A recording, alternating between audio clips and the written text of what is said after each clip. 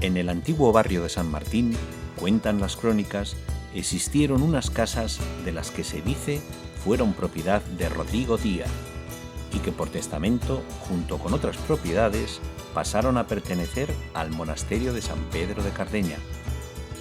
Cercanas a la corte, eran del agrado de la nobleza, a quien los monjes las alquilaban. Pero en el correr de los tiempos y el cambio de la ciudad, los nobles fueron trasladándose a la parte baja, no encontrando ya en ellas acomodo sino los más humildes, de modo que, ya avanzado el siglo XV, no queda más que abandono y ruina. Corre 1593, cuando el regimiento de Burgos, el ayuntamiento de entonces, y ante el deterioro del solar, decide hacerse cargo del mismo y construir un monumento en memoria del campeador, como primigenio propietario e ilustre paisano. La comunidad de Cardeña se muestra de acuerdo y procede a la cesión en favor de la ciudad de Burgos, con una única condición. Debe de aparecer, junto al escudo del homenajeado y de la ciudad, el escudo de la comunidad, y de igual tamaño y altura que el de esta última. Así se cierra el pacto, y al poco se escritura, pasando a ser el lugar propiedad de la ciudad de Burgos. Es posible que existiera un primer arco de homenaje o monumento, pero no deja ninguna constancia, y no es hasta casi 200 años después cuando volvemos a oír hablar del mismo. En 1784 se proyecta en el mismo lugar un nuevo monumento, para lo que se limpia el solar de toda ruina, y se redacta un proyecto en el que ya no hay cabida a ninguna referencia a Cardeña. Enterada la comunidad, el abad exige el cumplimiento de la condición antaño comprometida, pero el ayuntamiento hace oídos sordos, lo que provoca que el asunto acabe en un pleito recogido por la Real Chancillería, ejecutando el nuevo y definitivo proyecto que acata la resolución del tribunal. El constructor, don Francisco de Céspedes, con los planos de don José Cortés del Valle.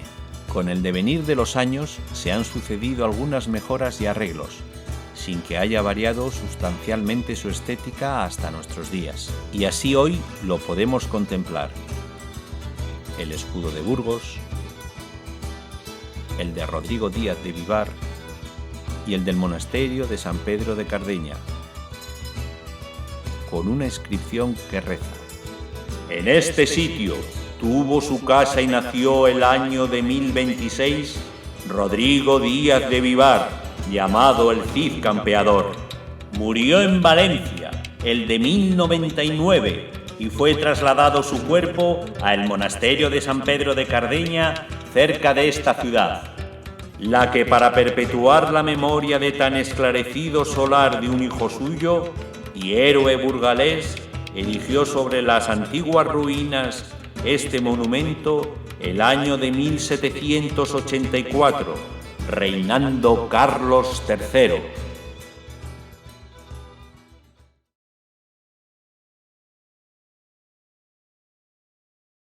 Una vez que se aprueba el proyecto para intervenir en este solar, lo que teníamos que era comprobar qué restos teníamos en el subsuelo, si se habían conservado, qué características tienen y de cara a poder poner o ampliar el área de excavación.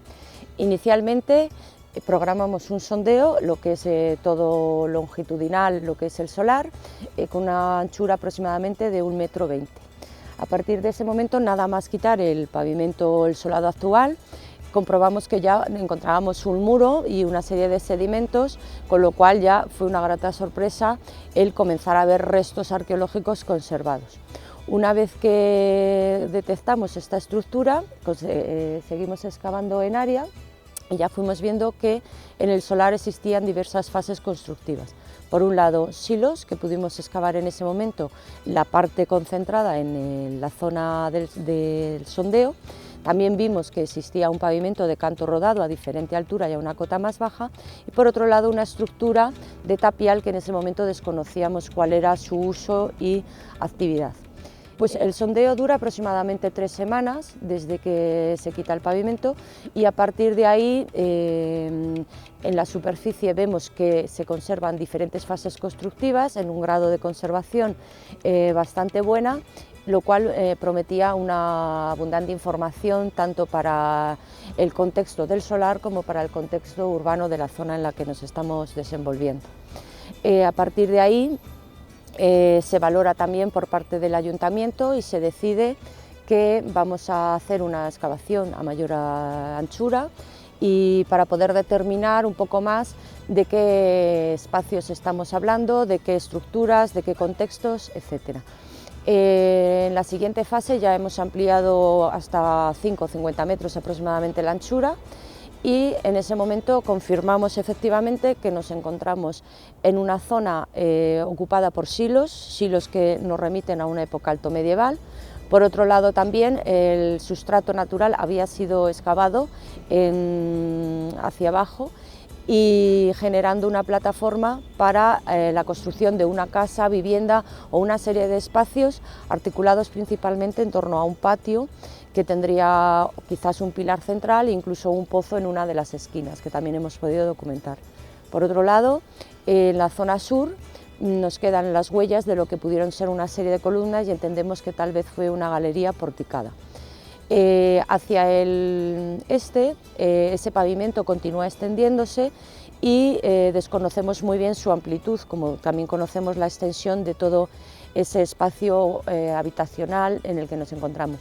Pero sí que vemos que una de esas salas existentes y dentro de esas viviendas ha sido reutilizada para hacer actividades artesanales.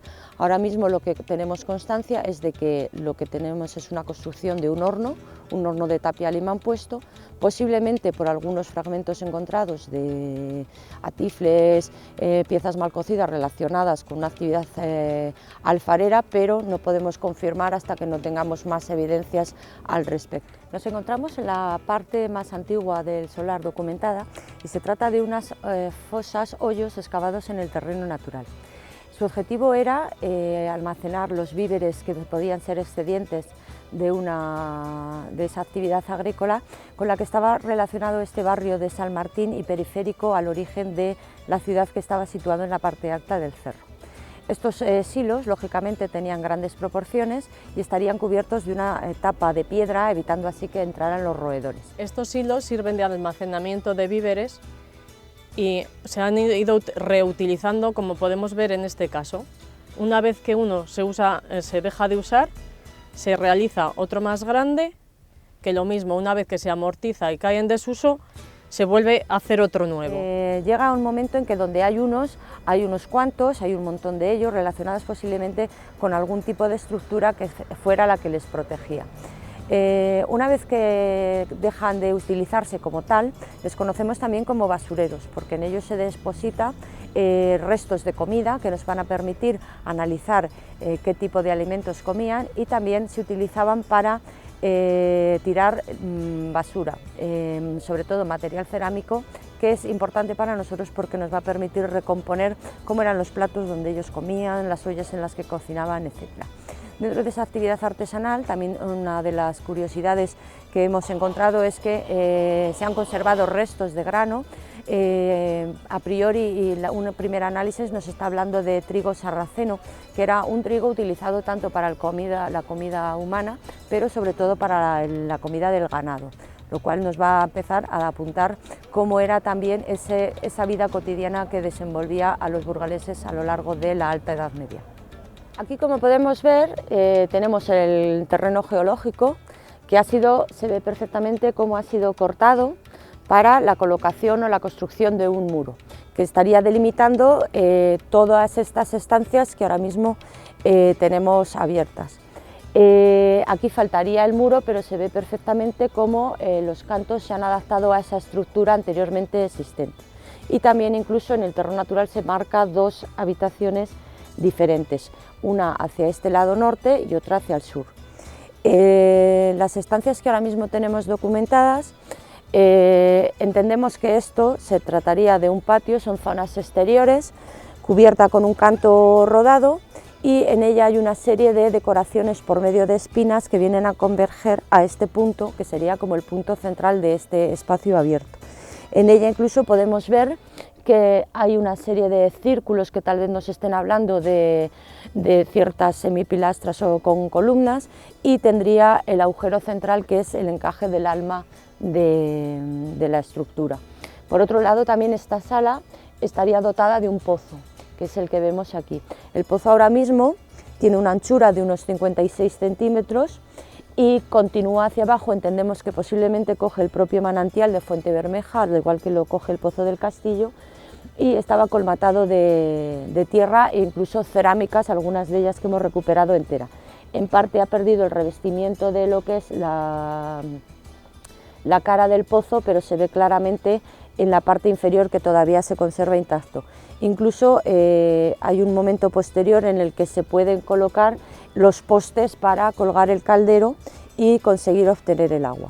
Lo que es esta estancia, por un lado hacia el sur, viene delimitada por otra sala, posiblemente se trataría de una galería porticada.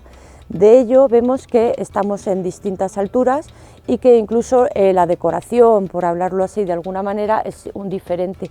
Aquí hablábamos de estas espinas hechas con un canto de mayores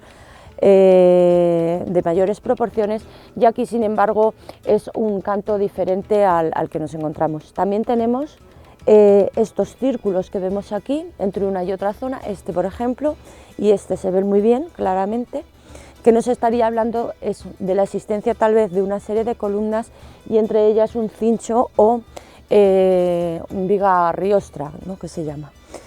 Por otro lado, tenemos que, para la documentación de lo que es este pavimento, tenemos aquí abajo uno de los hilos que está relacionado con la actividad agraria que veíamos en la otra zona. El material que nos aparece en este silo concretamente nos va a permitir afinar más en las cronologías sobre las que podemos datar este pavimento.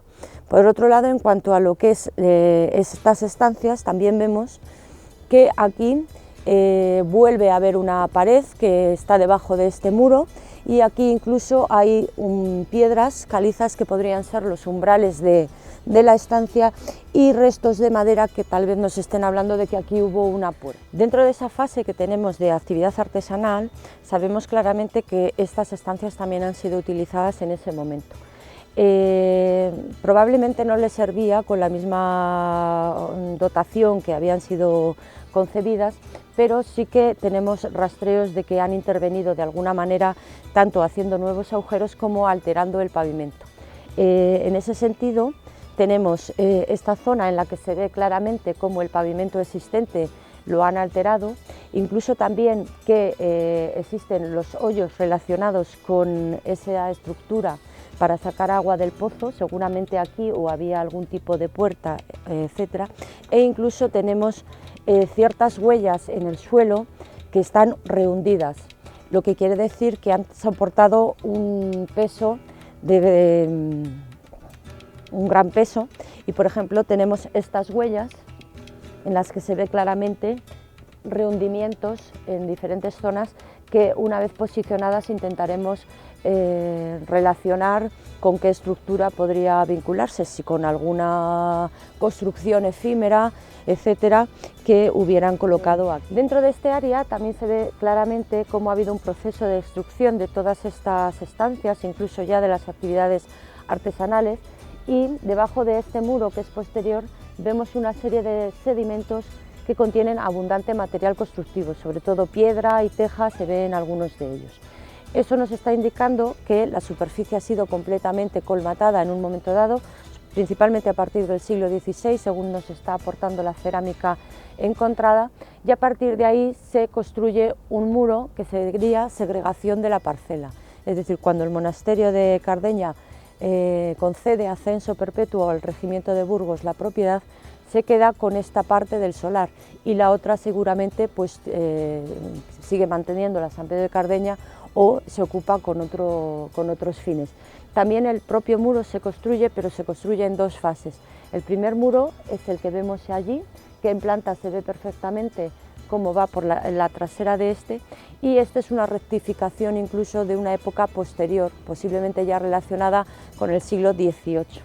Incluso el primer muro tiene una disposición claramente relacionada con la orientación de las estancias que tenemos, y el siguiente ya tiene una función más transversal que va en relación al monumento.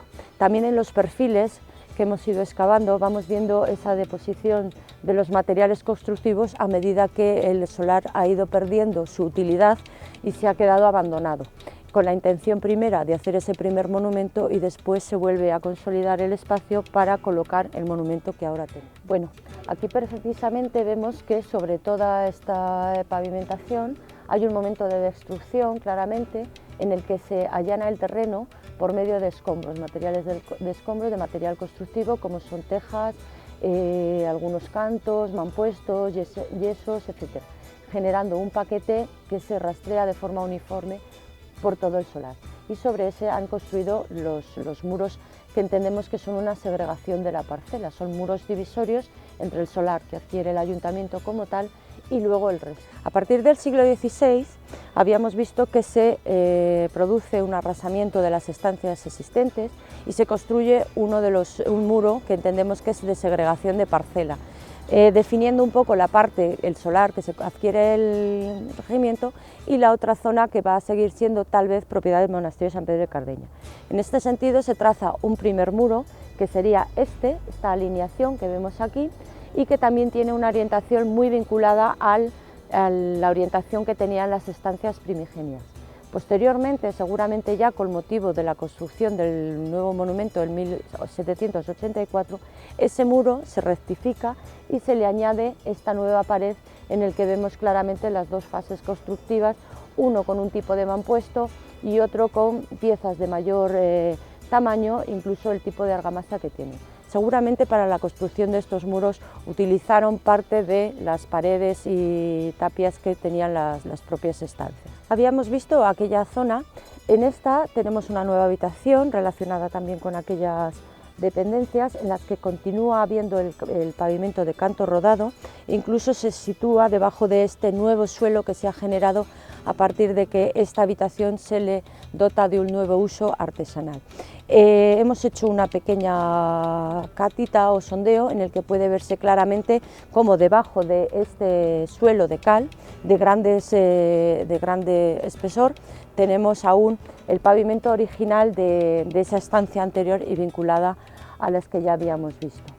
Entendemos que a partir del momento en el que el ayuntamiento adquiere el solar en 1593 y desde que San Pedro de Cardeña dice que tiene esas casas que fueron del Cid, hay un momento en que las habitaciones o casas se alquilan a ciertas personas, no de esa mediana esfera que se pretendía alquilar, sino a unas actividades artesanales.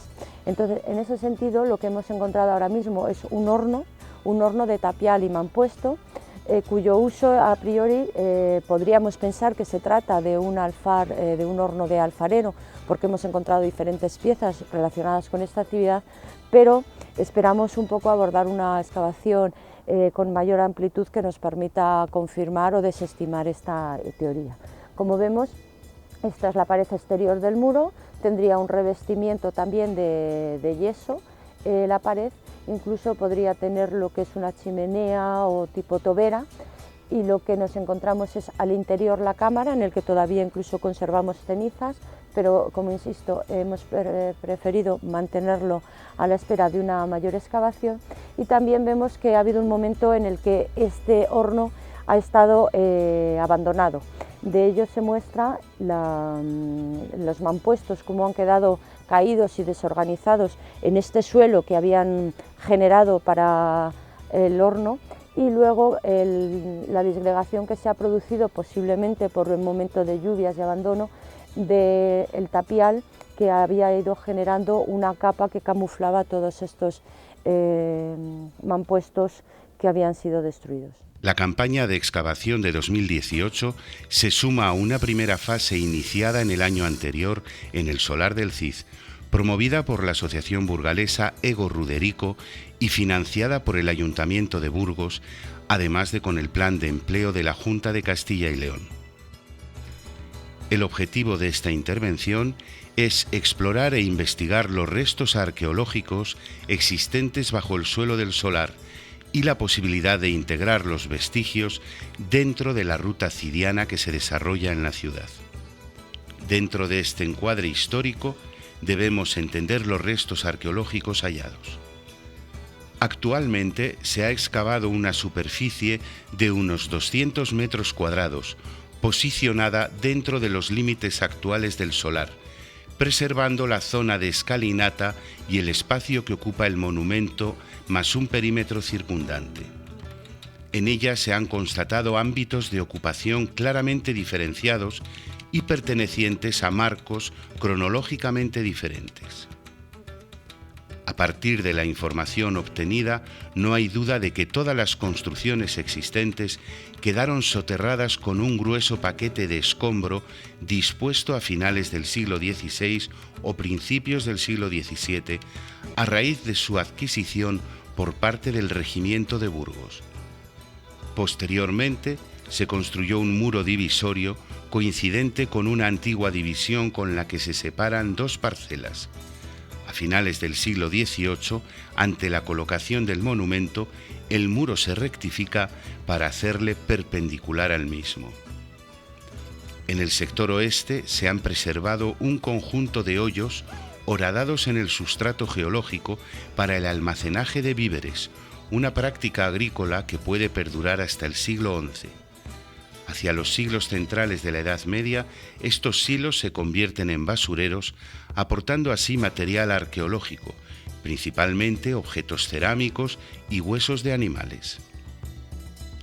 En el siglo XIII, o como muy tarde en el siglo XIV, se realiza la vivienda o viviendas, ya que es posible que nos encontremos ante dos casas y no una como inicialmente se pensaba.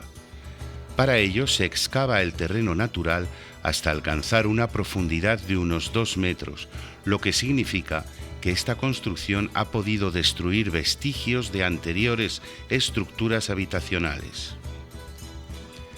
Se trata de espacios domésticos divididos en estancias. Responden a una planta baja a la que se debió sumar al menos un piso superior.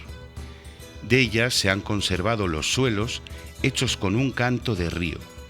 Uno de estos espacios queda asociado con un patio, posiblemente porticado y dotado de pozo excavado unos 4 metros de profundidad. Todo apunta a que inicialmente se intentó realizar un pozo más hacia el sur y que quedó abandonado al no detectar agua.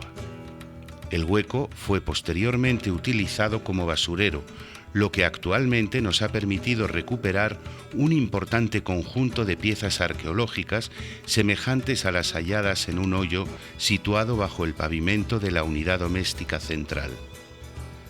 En esta misma época, o tal vez después, se construye un horno de adobe y mampuesto en la sala oriental y se adecúa al espacio a las nuevas necesidades funcionales.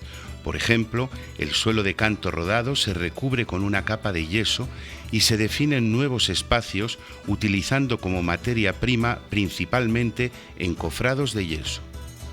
Es reseñable la definición de un espacio cuadrangular que pudo servir de tienda o taller. La excavación del horno ha permitido descubrir que tiene planta semicircular y que fue adosado a una pared situada al norte del mismo. Conserva restos de la bóveda de adobe y es posible que se conserven otras instalaciones similares fuera del ámbito actualmente documentado y que podría ser abordado en otra campaña. También se entreven reconstrucciones en la estructura, lo que significa su uso dilatado en el tiempo. Dadas sus características y la presencia de escorias, se está valorando la posibilidad de que se trate de un horno relacionado con una actividad metalúrgica de los gremios que ocupaban el lugar, posiblemente caldereros.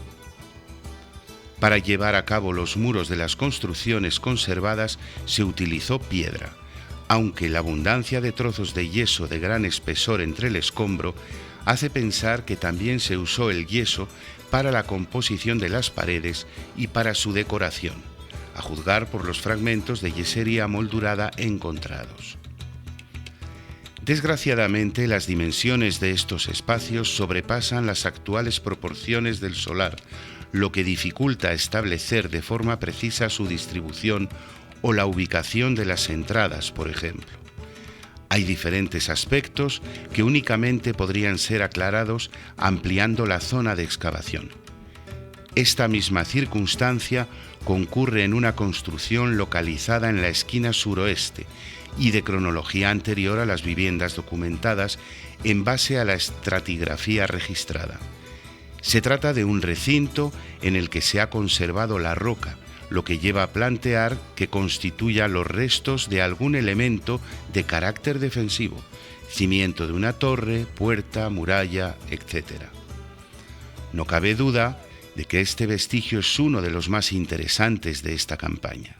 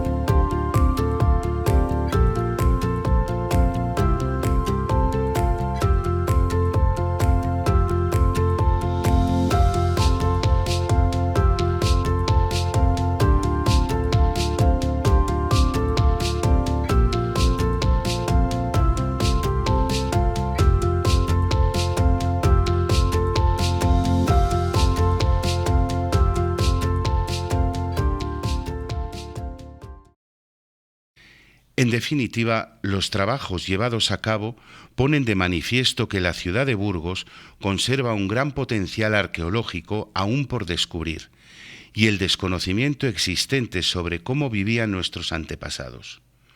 Los vestigios exhumados aportan una nueva visión de la realidad, complementaria a las fuentes bibliográficas y que pueden llegar más allá de lo que plasman los escritos.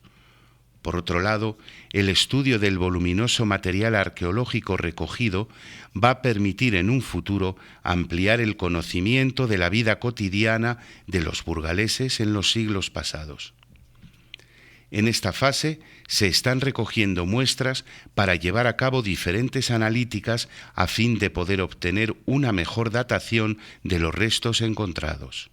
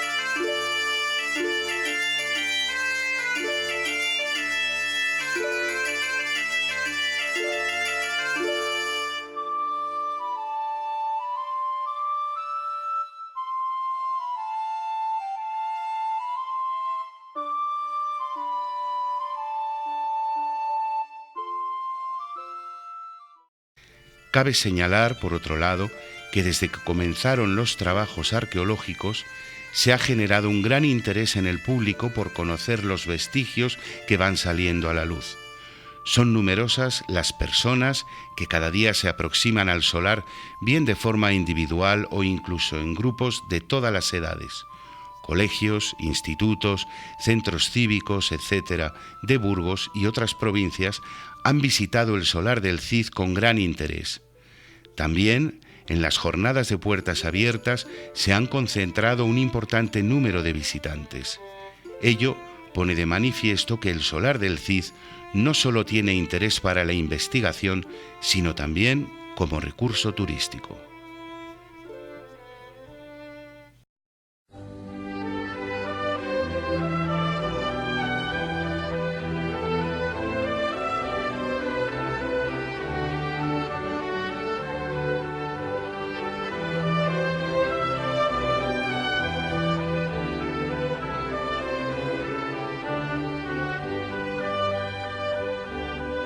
Yeah.